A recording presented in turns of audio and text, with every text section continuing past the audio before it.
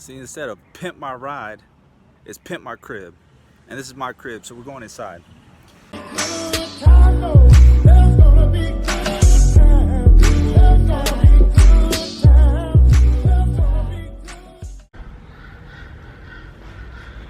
Hopefully you guys can see me well. I wanted to make a video for you guys since it's been a long time since I've posted anything on YouTube.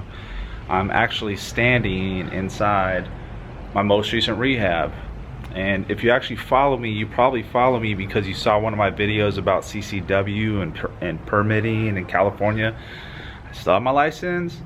I'm still licensed to carry. I'm actually in LA County, which is where this house is. But I wanted to show you guys a little bit about what I do, and hopefully you guys can gain some valuable information, tips and tricks, either see my success or my downfall while I'm flipping this house. I recently acquired this home for almost $1.3 million. It's in the city of LA in the area of Hancock Park. Some of you may be familiar with it, some of you may not. But I have yet to do any videos on any of my rehabs, and this happens to be my full-time job, so I figure why not, let me share my work with you guys. Some of you guys are probably interested anyhow, so maybe you guys can learn a thing or two. So I'll give you a little tour about the house, talk a little bit about it, and go from there. Start with the exterior. We had some unsightly steps here that were actually pretty dangerous. There was this home's about 100 years old. It's a Mediterranean Spanish style home surrounded by multi-million-dollar houses in an amazing area. So I was propositioned by this agent who I did some business with a couple years ago, and she said she had this house. It was getting ready to fall out of escrow. It was never on the market, and she thought it would be a good fit for a potential project. So I said, yeah, let me take a look at it. I'll have a go. Ran my numbers and it all made sense. So this is where we're at. So we're in the demo stages of this home. As you can see, we completely demoed the entry, all these stairs. We're in the process of getting rid of a lot of shrubbery that's overgrown and kind of taken over the home. We have this, I'm not sure if this was a retaining wall at some point, but as you can see, it's leaning over substantially, so it's coming out. Some of the stucco's been damaged. We had some additional stairs here that were leading into the side of the home, which is actually a eating kitchen, like a nook. We plan to seal this up, have a window up top just because natural light is very valuable. This is actually the south facing side of the house, so it gets the most sunlight, especially here in SoCal. We had another little wall here that was just falling apart, so we're completely removing it. Again, some unsightly steps, those are getting removed. The wall continued this way, it got removed, and that little section of wall got removed. We're going to replace the garage door. We're going to do some stucco work. We're actually going to replace this wall, but it's going to come off the side of the home, slope down, and shoot all the way across to the front of the home. And it's going to look much better. Hopefully it'll be like a night and day difference. The steps were just kind of dangerous. They were too steep for one. The landing was very small. I think we're going to make each step have a 3-foot landing, so it tapers back at a slower, it just tapers back very slowly, so it's not as aggressive. As you can see, like, we're almost 2 feet below eye level. I'm eye level with the door right here, so imagine walking up stairs just to get to your front door. It's kind of crazy. Let me take you guys inside.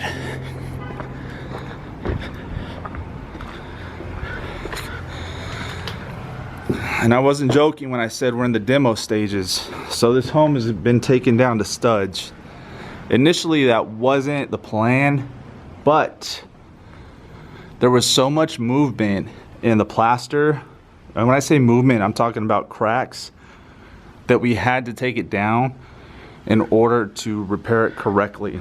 Now, because this is a bigger remodel or rehab or whatever you want to call it, it's best to do it the right way.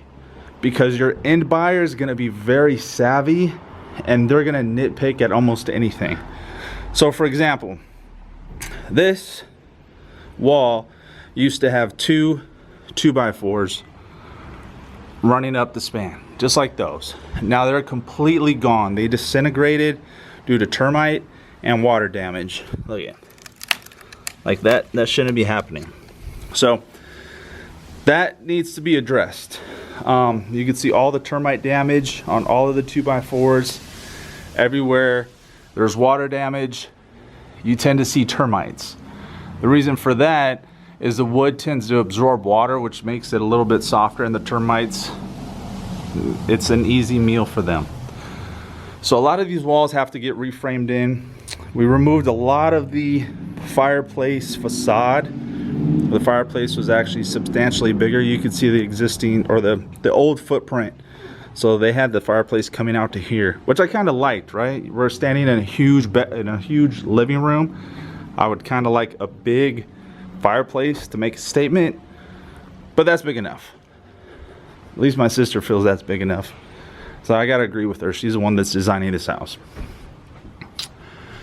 All right, let's go over to the formal dining. So this was a formal dining. We're in an area where your demographic is probably gonna wanna entertain. So you're gonna have to keep this a formal. We are keeping it a formal. The only adjustment we're making to this room is opening up this hallway to about this big. We're gonna keep this eat-in kitchen, like nook area, have a bench that runs here. So you can still cook, eat in the same area. Formal is designated for the formal dining and entertaining. That's a hallway that runs to some of the bedrooms towards the back. This is going to be opened up with an arch right here, just to make it feel a little more open. This home's kind of claustrophobic. I'm not a fan of that. If it was me, I'd be knocking down all these walls, but again, the home requires a formal eat-in. This area was just cabinetry. We're gonna turn it into a wet bar area. We're still gonna have cabinets, uppers, lowers, probably a wine fridge. This wall's completely getting removed. This was separating the eat-in nook from the kitchen. So this wall's coming down. The kitchen's actually quite small. It is, currently it's probably like a 10 by 10, which is the size of a small bedroom. It's not very big. That is one of the bathrooms that was in this home. It was actually a full-size bathroom. Your laundry room was off the back door, just like most houses. This is how it's configured. They didn't really consider functionality back then. It was more necessity. So you had a laundry room that connected to a bathroom that connected to a bedroom. So it was just kind of odd. And this is typical. A lot of homes had this floor plan where you had to pass through one room to get to another room. It doesn't work these days. There's a lot of unutilized space. The laundry room is getting relocated. We're gonna make this hallway a lot smaller.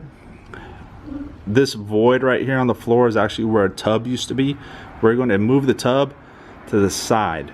So this is gonna get more narrow, but we're gonna keep it to code so you can still gain access to the rear of the home. However, this is gonna give us an additional few feet for the kitchen. So instead of having this weird cutout, we're gonna make this kitchen about 13 feet now. So we're gonna gain some valuable cabinet space. We're gonna gain some valuable like space in general for all of your appliances. In a $2 million home, at least that's our target price for resale, you are going to have some nicer appliances. They're gonna be much bigger. My plans are looking amazing. I'm hoping to have them approved with the city on Monday. Today is Saturday. I was hoping to catch my contractor in the home today, but it looks like everyone's gone for the day. Again, this bathroom is going to remain, but you are not going to have access from this hall. So we're relocating the shower to about right here. You're still going to have a full shower. It's not going to be as big as you would like, but again, it's off one of the smaller bedrooms in the home. This bedroom is about 15 by 9.5, 15 by 10. So it's going to have its own bathroom. Something important to me, I don't have children, but my sister has a kid, and I made the suggestion of only having a shower in this bathroom. For one, if this becomes a children's room, you're not going to want your kid with standing water or near a bathtub, because there's always the potential of drowning. Okay, as far as closet space goes, we have 2 equal size closets. That size closet designated for the smallest room, same size closet designated for one of the larger rooms. This doesn't make any sense to me personally, because if you've got one child in here, you don't need a massive closet. And because we're turning that bedroom over there into the master, we're going to cannibalize some of this space and make the master closet much bigger than the guest closet. This is an atrium area. It's actually kind of weird. I feel like there should be a giant palm tree growing in the middle of this room, so it could grow right through that skylight. But again, this is some underutilized space right here, and safe to say this is probably 10 by 10. This is a small bedroom. If I went that way, that's about 10. If I went that way, that's about 10. This is 100 square feet of underutilized space in a 2,200 square foot home, and this isn't acceptable to me. So we have a closet here, which used to be accessible this way. That's an access door that goes underneath the home. The water heater's under there. We have to have that access. So we're going to relocate the door from this side to this side. This area is going to become a laundry area, not a laundry room. This is really important. So if we were to bring this whole wall out here, now we've just encroached into this hall, which is actually the plan, but we don't want to make this hall feel claustrophobic. So we're going to have a cabinet on the bottom, hidden washer and dryer, backsplash, couple uppers for all your laundry detergents and whatnot. So it'll still make this room feel kind of big and spacious, but at the same time we're utilizing the space as we should. That is a huge bathroom.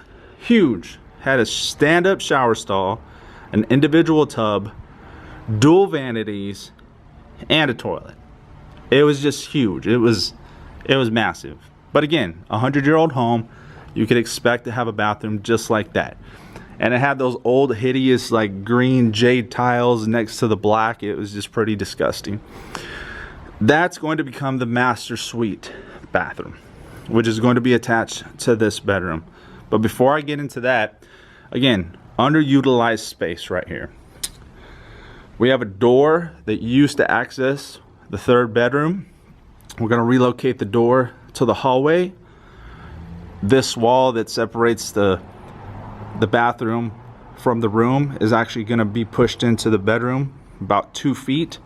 The bedroom's going to still remain a decent size. It's currently about a 16 by 15 right now, so I think it's going to be a 15 by 13 once we're done. That's going to give us an additional 2 feet for this bathroom, and we're going to create a 5 by 10 bathroom right here for the main. So your guests, your kids are going to have access to a door right here. There's a full bathroom that is allocated for the own home. This bathroom is going to be accessed through the master, and that's your own private suite. You have your guest suite for when a guest comes, or you have a child and they want their own bathroom and their own space en suite. Let's go into the master, or soon to be master. It's actually a smaller bedroom right now at 13 by 15 or 14 by 15, which is still an adequate size for a master suite. The 2nd bedroom over there is actually the bigger bedroom, but the floor plan just doesn't allow us to use that as the master. And I was like, I don't really want the master next to the hallway or a master next to the living room. There's just going to be a lot of noise, right? You don't want to be sleeping and hear kids watching TV and whatnot. So switched it up, made this the master, but in order to make it feel like a master, we are going to install a 12-foot bifold door between this window gap. So essentially it's going to be indoor-outdoor living. The wall is going to open all the way to the side, so it's going to feel like a huge room. My sister's going to stage this to look amazing, and shit, throw a jacuzzi out there, jump in the jacuzzi at night. We're going to keep this the entry right here. I loved all the archways. We're going to try and retain every arch where we can, but this is going to be the entry to the master. Since we're going to have a wall that runs this way, you still got to gain access into the bedroom. As opposed to having the door right here and flush, we're actually going to keep it recessed so it feels more grand. So we're going to push this wall in about 2 feet. You're going to walk in, open the door right here, gain access to your master suite. The master bathroom is going to be accessed on this wall, which is going to be right here. You're going to come in, you're going to have an individual standalone tub, fully enclosed glass shower, which is going to have a curbless threshold, which means there's no transition. All the floor is going to be seamless. You're not going to have a little step you have to walk in. I think it's a great feature. Dual vanity on that side. Your toilet, you always want it hidden behind a door, so it's going to be in that corner. Who wants to be sleeping, turn over, and staring at a fucking toilet? Not me. So, we're walking into the third and final bedroom. Again, this wall is getting pushed in about 2 feet. We're going to be right here. Still going to be an ample sized bedroom, I believe. I believe we're going to stage this to show it can be used as 2 beds in this room. So if you have 2 kids, they could be sharing a room. Still going to be a big room. Huge closet, which is still going to be utilized as a closet. Coat closet for the entry is remaining, and the void above our head is going to be our air conditioning landing. So we're going to have our unit right above this void. It's actually the biggest void in the house, and it has the most space. I believe it's 15 by maybe 8 feet wide. The condenser is going to go on the roof, and that's about it. We're going to enclose this skylight to make things easier. All the windows are getting replaced. New electrical panel, complete new wiring, complete plumbing, heating and air conditioning, Nest thermostat, maybe a few smart features. And other than that, this is what it looks like. Here's demo. First week into this home.